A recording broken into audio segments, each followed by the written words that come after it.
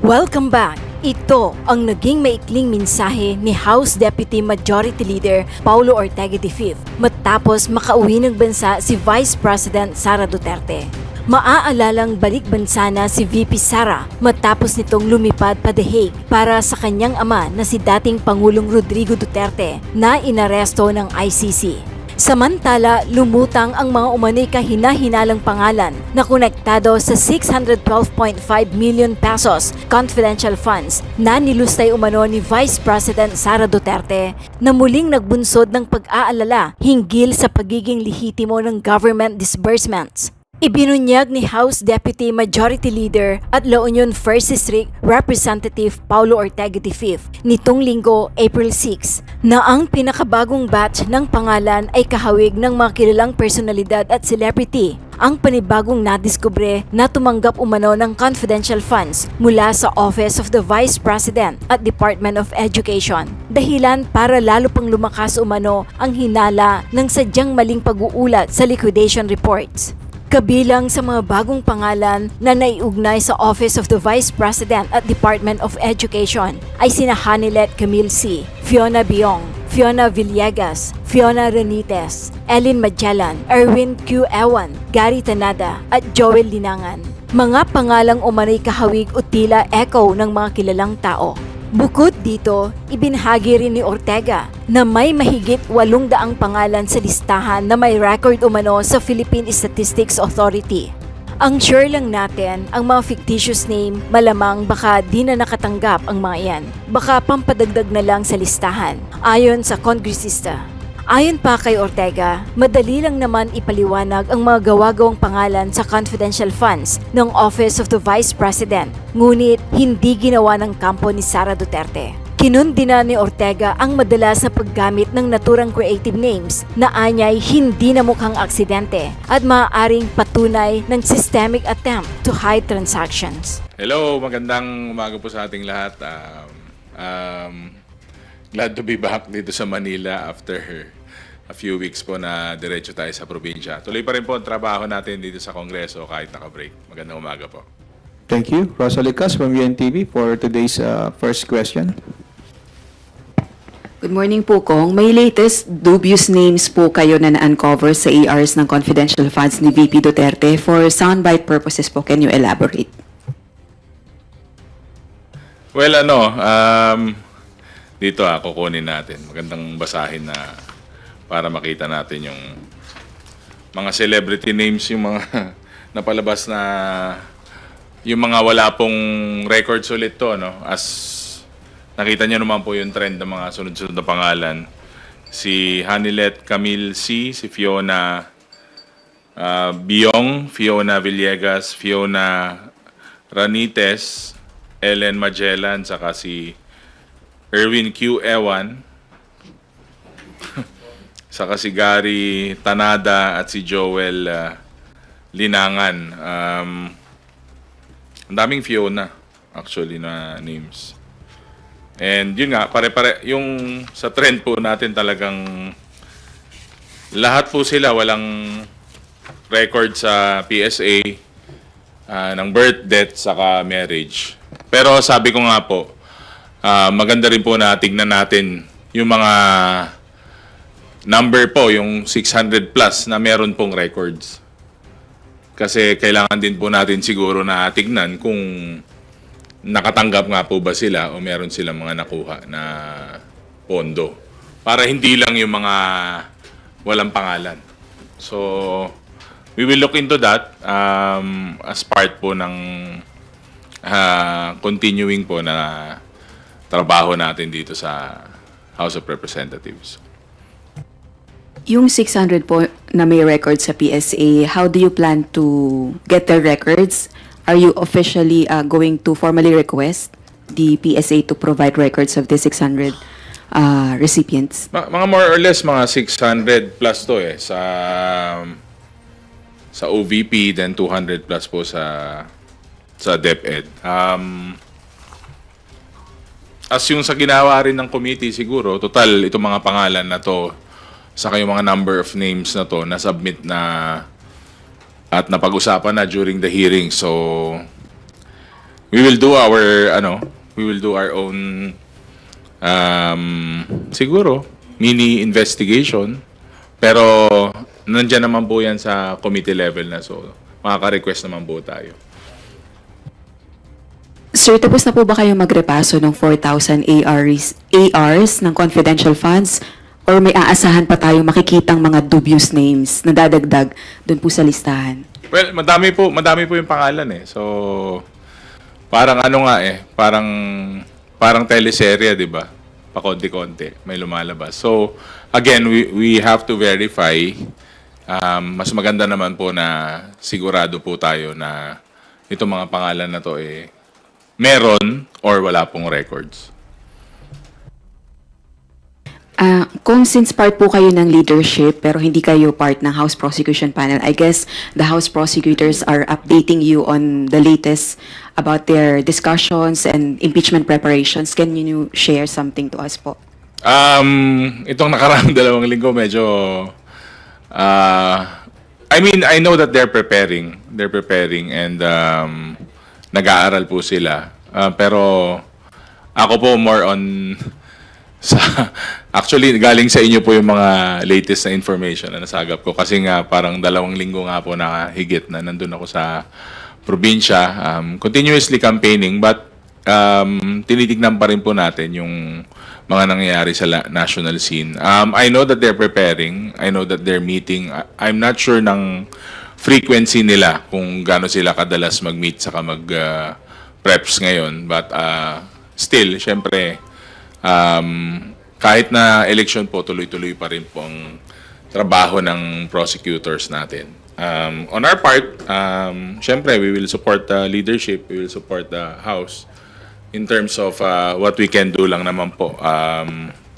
Kami naman po nandito lang naka-ready na humaharap po sa taong bayan saka sa ating mga kaibigan sa media para mabigyan po ng kaukulang impormasyon regarding po dito sa parating po na impeachment natin.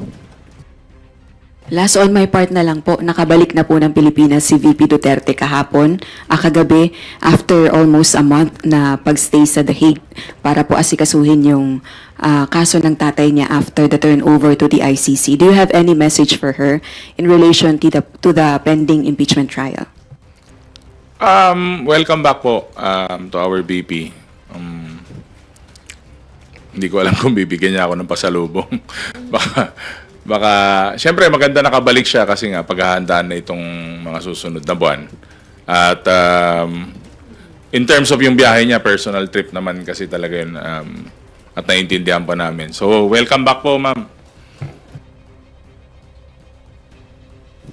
Sundot lang, do you think she will be more prepared to face the impeachment trial now that she has returned already to the Philippines?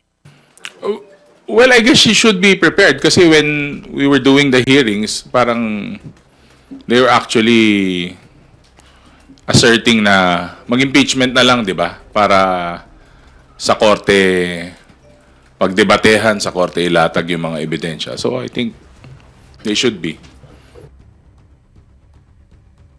Thank you, Rosalie. Gab Lalo from Inquirer Online. You're recognized. Sir, good morning.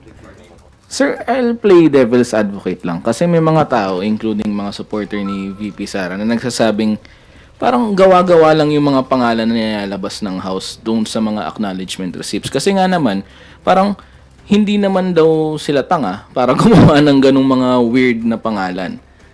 Ano pong masasabi niyo doon, sir?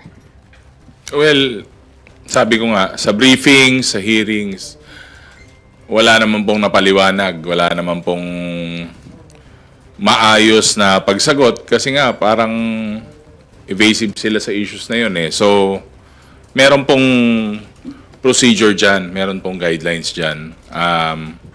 At sabi ko nga, meron na pong impeachment at sabi ko nga, hindi pwedeng sagutin yung mga tanong na yan. Ang point lang naman natin, pera ng taong bayan yan. So, pag nasa ground ka, talagang alam naman ng tao na pwedeng gumamit ng code names, ulterior na names. Pero sabi ko, ang dali lang ipaliwanag yan eh. sabi, napaka-simple naman po. Susundin lang yung guidelines. May paraan po dyan sa paggamit ng confidential funds. Meron po dapat sundin tungkol dyan. Nung hearing pa lang, dapat napaliwanag na nila yan. Kunyari sir, nung hearing, nung kasagsagan ng good government hearings, nagsabi ang OVP na, confidential to, pwede ba naming i-reveal kung sino tong mga to through an executive session? Would the House have agreed with that? Actually, nasabi ko yan sa isang interview na kung humingi silang executive session pero they had all the time, they had all the chances, sabi nga nila. Pero wala naging show yung nagkaroon ng puro drama. So, ang hirap po na tansyahin yung kada hearing nun kasi nga laging may pagdating diyan sa part na yan hindi na po klaro lahat, wala pong kasagutan. Hanggang ngayon wala pa pong sagot. Kaya nga sabi ko sa impeachment na rin siguro magkakaroon ng mas klaro na kasagutan tungkol dito. Pero right now, sabi ko, maganda rin po makita yung anggulo ng mga tao na mayroong pangalan at mayroong pong pagkatao at may requirements po from the PSA. At syempre, itong mga taon to, maganda rin po malaman kung nakatanggap nga po ba sila o hindi. Sir, last na lang on my end. I know you can't speak for OVP or for the Vice President, pero sa tingin niyo, sir, kasi kayo yung nagre-release na sa inyo nang gagaling yung mga review nung mga kakaibang pangalan Ano yung tingin yung nasa utak nila nung ginawa nila yung mga ganitong pangalan? Kung sakali nga na fictitious tong mga to. Parang kakaiba kasi parang nilaro Oh. Well, tingin ko sanay na sila. Alam nila kung paano patakbuhin yung ganitong sistema. More specifically yung sa confidential funds. Sinadya man o hindi, alam nila yung gagawin nila. Yun lang ang aking opinion tungkol dito. May mastery na siguro.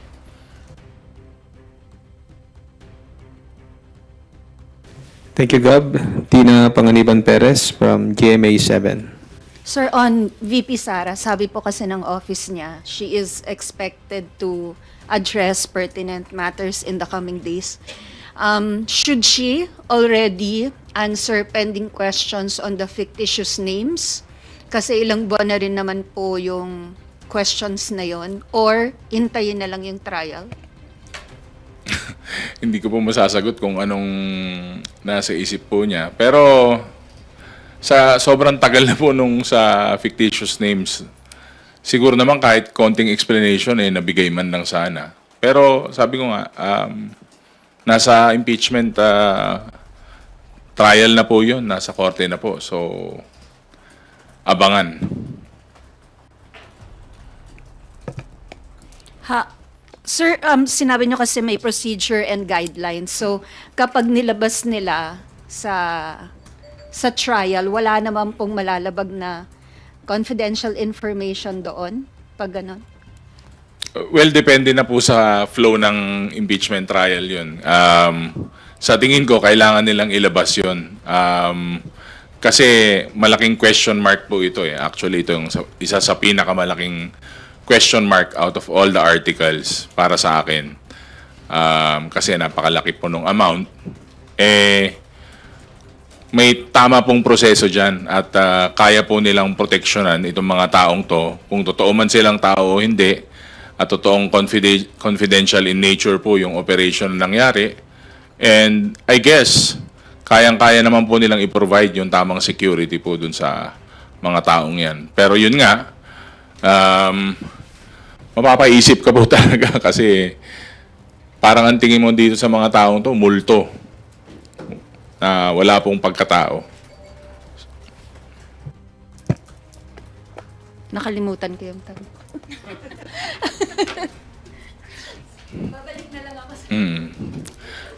Okay, Tina. Kat Forbes from Radyo Pilipinas.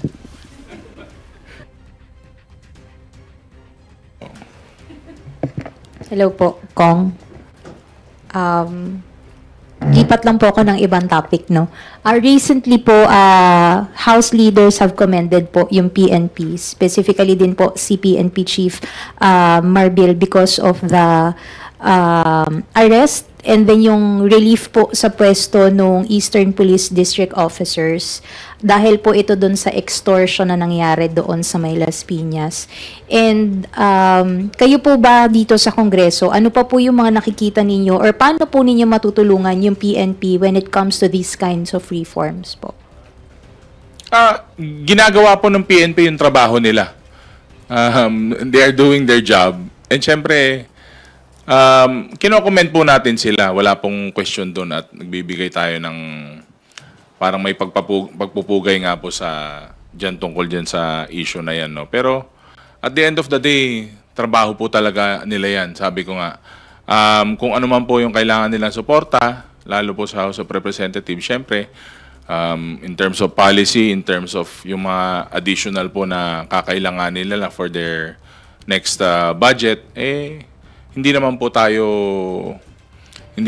question ng tulong at saka suporta ng Kongreso, no. Pero sabi ko nga, they are doing their job, they are doing an efficient job. Sabi ko nga, ginagawa nila yung mga ganyang klase ng trabaho na hindi po kailangan ng fanfare, na hindi po kailangan ng media, na nagagawa po nila yung trabaho nila. Yun po yung importante, yung quietly, silently, nagagawa po yung trabaho. Pero at the end of the day, epektibo po sila. Yun naman po ang sa side namin ang tinitignan natin lagi. Maski po naman dito sa Kongreso, kahit ano pong trabaho dito sa gobyerno, importante po, tuloy-tuloy yung trabaho natin. Kahit anong noise yung naririnig natin sa labas, resulta naman ang titignan ng taong bayan. Yun ang pinaka-importante po talaga. Sir, speaking of, nabanggit niya po yung effectiveness po ng sa trabaho. Ang Pilipinas po ay inaasahan yung pagdating po o yung pagbili po nitong F-16 fighter jets para po or bilang bahagi po ng AFP modernization program to defend yung ating sovereignty. Gayon din po yung may balak pa po silang pagbili ng iba pang weapons like air and missile defense and warship. Are you in favor po nung ganitong posisyon na bumili pa po ng mga armas? Hindi po ba, ano po bang mensaheng ipinaparating nito and ano rin po yung magiging suporta ng Kongreso dito? Given po yung AFP modernization, parang lagi pong kulang sa budget, kaya po tumagal din. Well, hindi po kaya ng itak na lumaban sa mga malalaking aircraft saka bala. Kahit na ano pong bansa o nasyon, kailangan natin pagibayuhin sa kapalakasin ng ating defense. Itong mga bagay naman to is more on protection. Hindi naman tayo ang opensiba. We welcome these developments, pero syempre alam natin na medyo hindi pa ganun kalaki yung pondo, pero maglalaan tayo ng sapat na pondo para dito. Kasi nga, ang bahay mo naman, hindi pwedeng may bantay. Ang bahay mo, hindi pwedeng pasukin na lang ng kung sino-sino. Kahit siguro sino sa atin, pag pinasok naman tayo, kailangan na ma-defend natin yung sarili nating bahay. So, maganda po yan in terms of our defense and our stance. Thank you po. Thank you, Kat. Melalis Moras from PTV4. Hi, good morning po, Kong Paulo. Kong Paulo, follow up lang po dun sa tanong kanina about kay VP Sara na nakabalik na siya sa Pilipinas. Sa tingin niyo po ba, since nakabalik na siya sa bansa, ito na yung tamang panahon para masimula na yung impeachment trial para once and for all ay masagot na hindi lang yung issue ng confidential funds, itong dubious names, pati yung iba pang issue na kinaharap niya na nakapaloob dun sa articles of impeachment? Well, may tamang panahon, pero may tamang schedule. May nailatag na po na schedule yung mga kaibigan natin sa Senado at yun po siguro yung tamang panahon para humarap siya during po the impeachment trial. So this time, habang hindi pa nga ngayon yung tamang panahon, sa tingin niyo po, ito yung best time naman para magamit niya bilang preparation? Nung na-impeach po siya, I'm sure there were already some sort of preparation na rin po na ginagawa. Siyempre, yung sa legal team niya, sa OVP, then yung sarili niyang personal na grupo. I'm sure they have been preparing for this. Mahirap po namang sagutin yung mga tanong patungkol sa kanya kasi personal na ano nila yun eh. Diskarte nila yun. Saka hindi naman kami masyado close. So, hindi naman, wala naman akong connection or what. So, I'm sure they are preparing. Opo. Oo. And kung follow-up lang din po, kasi ito naman, may balitang lumabas kasi na yung mga former security ni Vice President Duterte may be facing court-martial for involvement in the disbursement of confidential funds from the OVP and DepEd. Ano pong masasabi, though hinintay pa yung official statement ng AFP, ano pong masasabi nyo rito? Well, yung AFP na siguro yan, no? Naalala nyo during, nung nag-break tayo, yung sa AFP will lead with their own investigation. Parang they were policing their own. So, okay naman po sa pananaw ko yun kasi nga po, institution yan eh. Nire-respeto po natin kung ano magiging resulta sa kadesisyon ng AFP patungkol dyan. Okay, at panghuli na lamang po from me, Kong Paulo. Sa isang statement, may nasabi po kasi si Vice President Duterte, nasabi raw ng kanyang ama na si dating Pangulong Rodrigo Duterte, gustong-gusto na raw pong umuwi sa Pilipinas after staying for nearly a month sa detention facility nga sa ICC. Ano pong masasabi nyo rito? Siguro kailangan po tapusin yung paglilitis. Hanggat hindi po na nadidesisyonan at wala pong hatol yung korte, hindi naman po natin pwedeng kahit naman po anong comment natin dito, saka nasa korte po talaga yan. Kumbaga, it's up to the courts. They will decide if when o kailan po na maaari pong makauwi ang dating Pangulo. Pero ako gusto ko na umuwi. Thank you, Mela. Let's go back to Tina Panganiban Perez for the continuation of her questions. Sir, naalala ko na. Ayan na.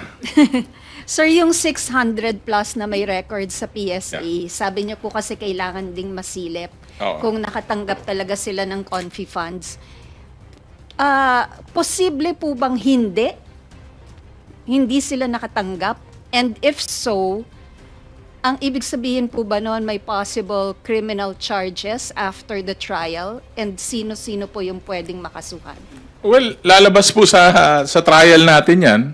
Pero yung tanong mo, ma'am, dun sa posible or imposible, pwedeng pareha yung sagot nun. Either nakatanggap nga sila or hindi. Ang sure lang po natin, yung mga fictitious names, malamang baka hindi na po nakatanggap yung mga yun. Baka pampadagdag na lang po sa listahan at yung mga may records nga po, baka hindi nga imposible pero baka posibleng doon napunta yung bulk po ng mga questionable na pera na hindi pa rin may paliwanag ngayon. But again, meron po tayong impeachment. So, sobrang baka 90% ang mga tanong nyo tungkol sa confidential funds, doon po talaga masasagot at doon po ma-reveal. Pero sir, yung criminal charges kasi hiwalay siya sa trial. So, sino-sino yung posibleng makasuhan kung totoo mang may mga na-magic na pondo? Well, that's the best place na ma-reveal po yung mga pangalan na yun. So, syempre, yung mga nagpalabas po ng pera or unless na direct command responsibility po yan, doon na po yung mga pwedeng kasuhan talaga. Thank you po, sir. Thank you. Thank you. From Billionaire TV, Sandro Chona. Sir, balikan ko lang yung question ni Ate Tina. So, is it also a possibility na tumugma lang, by chance tumugma lang dun sa PSA records yung mga pangalan. Pero hindi rin sila nakatanggap. Pag medyo ano kasi, pag medyo kailangan mo ilagay yung sarili mo sa sitwasyon na hindi ka nais-nais. Kung didiskarte sila ng gano'n, baka kalahati, walang pangalan, ang mga nakatanggap lang, yung mga legit na may records. Pero again nga, sabi ko nga, mas marami tayong masasagot na tanong pag na buksan na tong article na to. At this point, ano na lang tinitignan na lang natin, sinusuri natin yung mga 1,000 plus na names, mga from the OVP, 1,000, yung 700 plus names from the DepEd. Tinitignan na lang po natin kasi nga, yun na lang po ang isang way na para mabawasan. Minsan, mahirap na matulog sa gabi kasi pag pinipikit ko yung mata ko, nananaginip ako kung totoo bang tao itong mga to. Minsan gabi-gabi mo na naiisip So, yun na lang po yung paraan para mabawasan ng konti yung agam-agam mo is to check with the national government agency, specifically itong National Statistics, no, itong NSO, kung meron ba pagkatao itong mga to. Minsan, pag wala, talagang ganun na yung assumption mo. Babalik at babalik tayo dun parang kayo, kahit tanungin ko ngayon, syempre, anong unang papasok sa isip nyo pag, ay, wala siyang record, ay, wala siyang birth certificate, ay, wala siyang death certificate. Automatic, magre-register na sa'yo na kung code name ma yan o hindi. Bakit kailangan, at bakit walang paper trail? Bakit di mapaliwanag? Ganun agad yung iisipin mo So, babalik at babalik tayo doon at sabi ko nga, babalik tayo dun sa yung impeachment will open up open up the entire ewan ko ba, can of worms o pot of gold, anong tawag dun. So dito natin malalaman. Sir, sabi niyo rin, nakakainis na kasi paulit-ulit. Paki-expand nga yan, sir. Hindi, medyo natatawa na nga ako ngayon, hindi na ako naiinis kasi parang pati taong bayan, pag umuwi ako, pag may nakakausap akong tao, bakit ganon, bakit ganyan, sabi na. So, most of the people don't like the way that it was handled. Nakaka-frustrate actually. Pero, ang silver lining na lang natin is may impeachment. So, that's the proper forum, that's the proper place, at doon na natin makikita kung ano na nangyari sa mga pondo na to na galing po sa pondo ng taong bayan. Sir, pag nakakausap niyo yung tao, ano yung initial reaction nila? Matawa. Bakit daw, sir? Wala. Minsan, pag nasa, siyempre, probinsya ka, sabi mo, apay kasjay! Sasabihin nila, apay kasjay! Bakit ganun? Nyamatan, bakit ganun? Bakit? Ilocano sila, siyempre.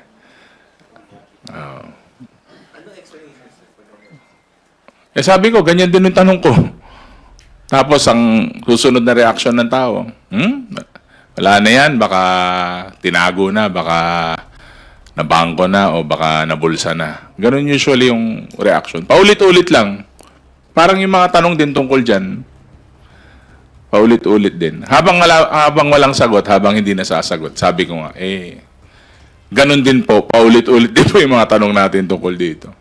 At paulit-ulit din yung sagot.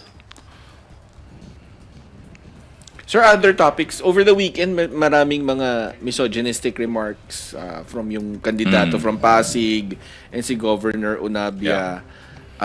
Ano tingin niyo doon, sir? Do we need to, do we really need to, paano ba? May bagong batas or how do we go about that?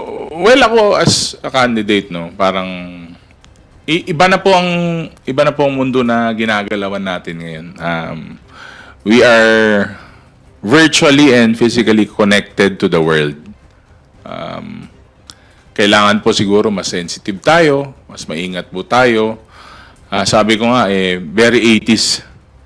Very 80s po yung dating ng mga ganun na joke kasi syempre yung mga ibang politiko dati parang sometimes they use that to get a reaction, makakuha na reaction sa crowd. Pero sabi ko nga, nag-iiba po mas open po ang mind ng mga tao ngayon, mas sensitive sila sa mga nangyayari. So, on our part, sa inyo sa media, sa amin sa mga public servants, sa atin po na mas may boses, saka may platform, saka mas pinapakinggan ng tao. Dapat po, kaysa po na we go down that path at ganun po yung mga gamitin natin sa mga speeches, mas maganda po yung nagbibigay tayo ng positive na mensahe, nagbibigay tayo ng, sabi nga nila, dapat di tayo nauubusan ng messages of hope para sa taong bayan. Kasi minsan, baka yung taong sobrang hirap na ng pinagdadaanan, kahit na isang salita lang na magbibigay sa kanya ng boost, saka magbibigay sa kanya ng konting saya, natulungan mo yung tao na yon dahil lang sa isang salita na binitawan mo. So, siguro kailangan mas aware tayo, saka sensitive tayo. So, totoo ba na mahirap pag ganun sa kampanya? Mahirap kunin yung attention ng crowd? Depende sa politiko yan. Ako, okay naman. Depende po sa lugar, depende sa tao. Pero I've seen a lot of great talkers, I've seen a lot of great politicians na minsan kahit ngumiti lang sila, tatahimik na yung buong crowd eh. Ewan ko, hindi ma-explain ng theory or political science yung ganyan. Sabi nga nila, parang minsan pag hindi na-aaral kasi yung charisma saka yung dating sa tao. So, to add to your question, to your point, depende po talaga sa tao. Parang walang explanation tungkol doon. Although, sa tanong mong yun, medyo umikli na po yata yung attention span ng listeners saka tao as compared to the previous years. Kasi nga po, meron po tayong technology, may screens po tayo. So, divided po yung attention minsan sa pakikinig. Minsan, kahit pinapakinggan nila yung tao sa harap, pinapanood pa nila yung live ng tao eh. Hindi totoo yun. Nangyayari talaga yun. So, siguro, part ng changing world yan. Pero naniniwala ako na pag yung tao may plataforma, may pinaglalaban, saka meron yung it factor na sinasabi nila. Totoo yun. Kala ko rin nung una parang sinasabi-sabi lang. Pero iba rin yung may dating po yung nagsasalita. Thank you, Kong. Thank you po. Thank you, Sandro.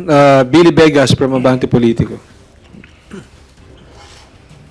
Kung magandang umaga po. Kung hihingi lang ako ng insight, baka alam niyo yung tatahakin ng investigation bukas ng TRICOM. Well, ganun pa rin po yun. Tuloy-tuloy pa rin po tayo. Hindi po ako eksaktong sure kung sino yung mga darating na personalities. Kasi nung last week po, napag-usapan na may mga celebrities na iimbitahin. Yung mga may experience po saka na biktima po ng fake news. Pero I'm not sure kung ilan po yung nag-confirm. But again, yung maganda po yung yung topics, yung mga na-open up po nung huling hearing natin. Nakita po natin kung gaano ka destructive saka ka-powerful yung social media, no? Saka yung paglaganap din po ng fake news. Actually, sa provincial level po, ngayong eleksyon, grabe. Grabe po ang fake news. What we're expecting na mas marami po tayong makuha na insights from our resource persons, no? Kasi gusto po natin, kung meron man tayong gagawin na batas, medyo sensitive po dun sa part ng ng freedom of speech. At sisiguraduhin po natin na hindi po maapektuhan yun. Pero sisiguraduhin po natin na hindi maging parang fifth sense na po ang fake news. Kuya Billy. habol ko na lang po. Meron pong dalawa nga kinasuhan sa Cebu. Yung sinulog, yung picture and video ng sinulog, ginamit daw nila, pinalabas nila na prayer rally po para kay dating Pangulong Duterte. Hingi rin po ng reaction. Meron naman po tayong mga batas tungkol dyan eh. So, kung meron po talagang magkakaso or magsasampa, they have to answer po para sa mga they will have to suffer the consequences po ng mga pinapalaganap nilang ganyan. Sabi ko nga po, hindi po pwedeng maging natural na lang dito sa atin ang fake news. Kasi buhay po minsan ang nakataya na dito eh. Lalo po yung mga komong tao na hindi naman pong kayang lumaban at saka walang means. So, dapat ipakita natin na yung justice system natin is gumagana rin po sa part na yun. Thank you, Billy. Earl Tobias from IBC 13.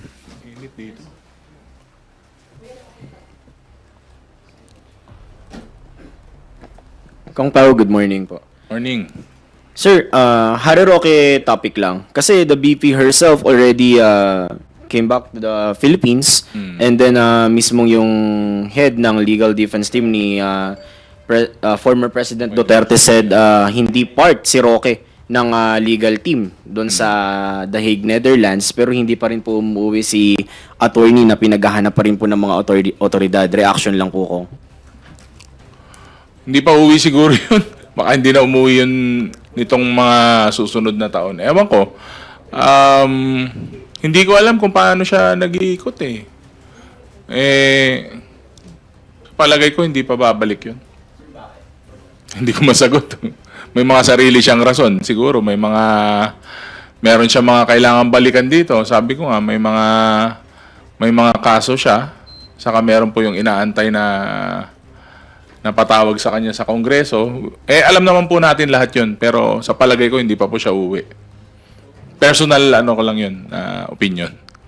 Pero sir, how does it look like? Kasi dati naman ding part ng congressional body si Attorney Harry Roque, pero yung contempt order na alam niya rin naman kung paano nagpo-proseso o paano tumatakbo, ay tinatanggihan niya rin po ngayong sitwasyon. Well, tinatakbuhan nila yung proseso, tinatakbuhan nila yung Kongreso, tinatakbuhan nila yung mga dapat nilang harapin. Ganun lang naman po kasimple yun. They are running away and traveling to different places. So, baka nag-enjoy siya dun sa Netherlands, na-enjoy niya yung biyahe niya. Ewan ko kung nandun pa rin siya.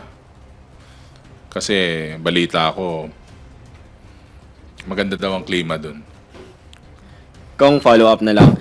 Kasi in connection with that din, habang hindi siya nagpapakita sa mga otoridad natin, vlog po siya ng vlog. I suppose right naman niya yun sa kanyang official Facebook page. Pero meron siyang bagong vlog lang ngayong April 7 kung sabi niya, style daw na bulok ng Administrasyong Marcos Jr. yung ginagamit daw sa paglilihis sa China na parang may ongoing issue daw, na may malaki raw na nangyayari. Para lang daw mawala yung galit ng taong bayan against sa pag-aresto, kaya FPRRD reaction lang po ko.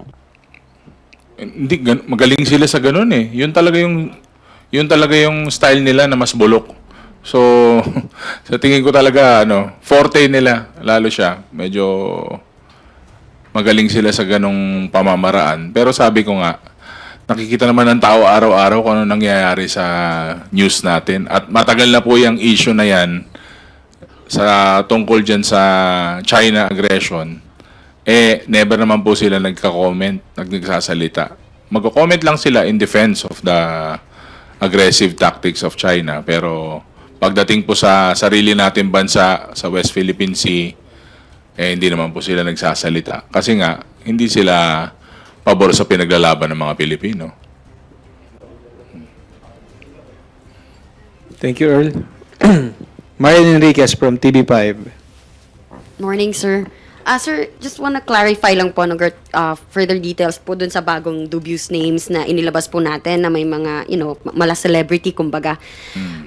Meron po ba tayong detalye na pwede niyo pong i-divulge sa amin kung was it paano po ba ginamit yung pondo nitong mga to, and even yung mga nakaraan, was it for payment po ng rewards to informers, rental of, safe houses? May ganun. Kaya nga po, tinitingnan natin, Marian, yung angle nung mga nakatanggap naman, yung mga may records. Dahil baka dun sa part na yon, may makausap tayo, may maimbitan tayong mga tao na pwede magpaliwanag kung nakatanggap nga ba sila at paano ginamit yung mga pondo na yun.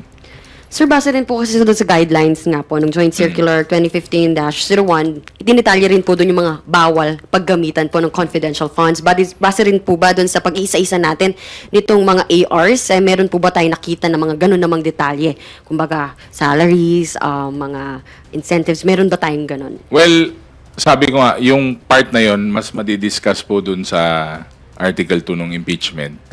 On my part, ang parang checking ko na lang, fact-checking ko, at sa mga kasama nating tumutulong, is yung sa records nila. Pero maganda kasi yung tanong mo dahil tingin ko it will form part of the sa prosecutors para yun po ang gamitin nila. At syempre, maganda nga po na makita natin kung paano nila i-defend yun sa impeachment. Thank you, sir. Sir, you also mentioned po kanina na noon, pag nasa ground kayo, tinatanong kayo ng mga tao, madali lang naman ipaliwanag kung gumamit nga ng code names, no? Napakasimple, susundin lang yung guidelines. Also po, it was stated po doon sa Joint Circular nga 2015-01 kung paano raw po pwedeng strengthen yung accountability.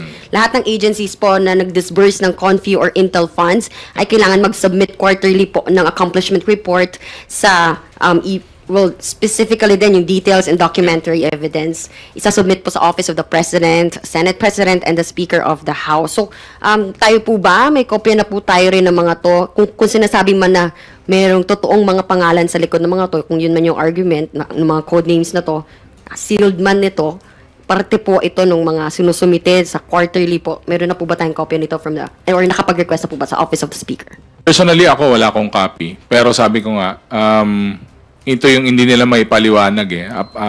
COA nga po ay nasabi po ng COA na wala rin po sila. May list of names sila pero yung pertinent na mga attachments sa mga kailangan po na kasama nung mga pangalan na to hanggang ngayon po wala pa naman po. Siguro kaya hindi nila masagot pero ako kasi minsan parang may point na ng frustration kaya inaasa po natin na talagang doon na po sa impeachment to lahat, yung bulto na to. Pero sabi ko nga, yung agam-agam ng tao, yung question ng mga tao, hindi naman po tumitigil kasi nga, wala pong paliwanag, wala pong sagot.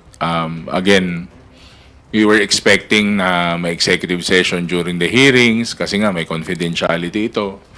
Pero up to now, ganun pa rin po. Question mark. Thank you. Also, clarify ko lang po, you mentioned kanina na sinadya man o hindi, may mastery na siguro doon sa paggawa po ng mga ARs. Are we saying na this has been the practice maybe ever since their, how they spend their confidential funds pa po? Davao LGU. You would assume na ganun kasi nga po, mula pa sa LGU level hanggang dito sa national level is may certain form of mastery. Ang problema lang doon, wala po nag-question. Ngayon, meron po legislative inquiry patungkol dito. Kung may mastery ka na nga, actually, dapat mas madali mo na napaliwanag sana. Pero, baka kailangan pa nila mag-doctorate kung kulang yung masters nila. Kasi nga, big question mark po. Not only in the hearings, but during the briefings pa. So, hanggang ganito na lang po muna tayo. Tatanungin natin. Kung wala makuha ang sagot, sagutin nila sa impeachment.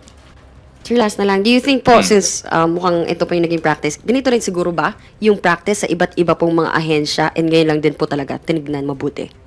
Well, dapat po masunod yung proseso. Kung ano man ahensya yan, kung ano mang departamento yan. Sabi ko nga nung isang interview ko kung may lumabas na problema at malaking concern, the House will not hesitate to have a legislative inquiry about this. Kung ano man yan, kung ano mang departamento o ahensya, dapat sundin yung tamang proseso. Thank you, Marian. Ed Galvez from FEBC Network News. Morning, sir. Sir, merong interview si BP Sara sa The Hague. Na argumento niya, walang nilalabas na pangalan doon sa mga drug war victims. Ano po ang tingin niyo rito? Drug war victims? Yes, sir. May mga pangalan po na nilabas. Pero yun ang inaano niya, wala raw mga lumalabas. During our Quadcom hearings, nandun po yung pamilya nila, nandun po yung mga biktima. Kahit di na po ilabas yung pangalan, nakita ko po sila eh. Nagsimba po sila sa Kongreso, nandun po sila during the hearing. So, legislative inquiry yun, hindi lang sali-salita, hindi lang sabi-sabi, hindi lang statements. Talagang nandun yung mga tao nasa harap namin. And backed up by forensics pa, yung mga nangyaring EJ case.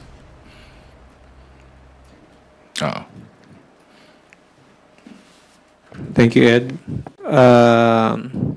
Wala nang physical question siguro. Ito, may isang phone-in question lang from Dominic Flores of Philstar.com.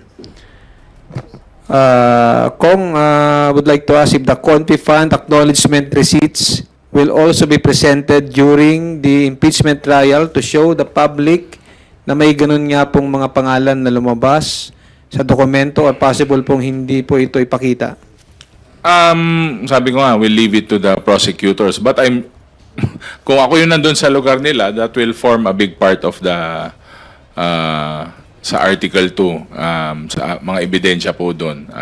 Kasama po lahat yan, I'm sure. Pero ayoko naman pangunahan yung ating mga prosecutor. Hindi po ako prosecutor. Marami po kasi nagsasabi na akala nila prosecutor ako. Hindi po. Mukha lang. Joke. Thank you, sir. Marami talaga nag-aakalang prosecutor ako. Hindi pa, sa ngayon. Meron lang pong pahabol, si Haji Camino from Brigada News. Haji? Kong Pao, morning. Ay, morning. Habol lang isa. Sabi kasi ni Attorney Harry Roque, yung Pilipinas na lang daw po ang bangag na bangag sa ICC. Kasi meron na daw po mga nagwi-withdraw isa-isa. Yung Hungary, nabanggit po niya. Ano pong comment niya doon, bangag na daw po. Yung Pilipinas na lang daw po ang parang nag-ano sa ICC.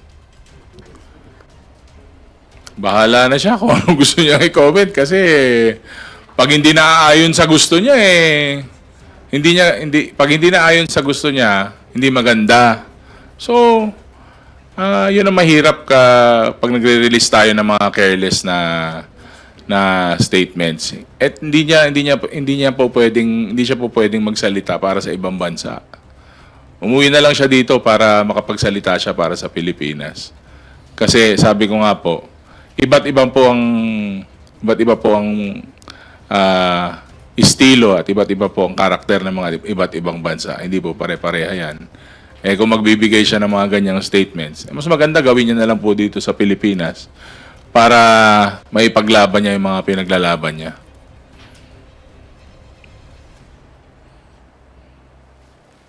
Thank you, Haji. Final statement, Deputy Majority Leader Ortega.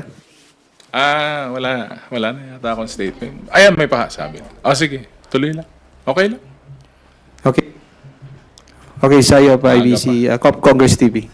Good morning, sir. Sir, ano po masasabi niyo sa ginagawang pagpapalakas ng AFP sa pagbili o plano na pagbili ng mas maraming weapons at saka po yung possible delivery ng US F-16 fighter jets? Sabi ko nga po, yung ginagawa po na modernization is geared towards defense. Kahit sino pong bansa, kailangan may kakayahan po na paglaban or ipagtanggol yung kanyang sarili.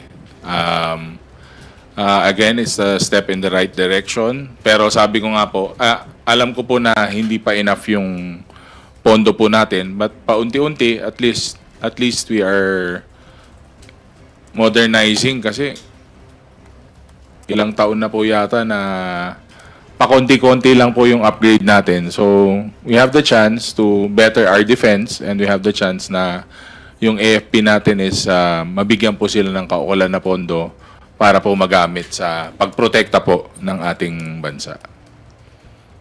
Thank you po. Thank you, Sai. Final statement, sir. Maraming pong salamat sa ating mga kasama sa media at sa mga nakinig po ngayong araw. Tuloy lang po yung trabaho natin dito sa Kongreso.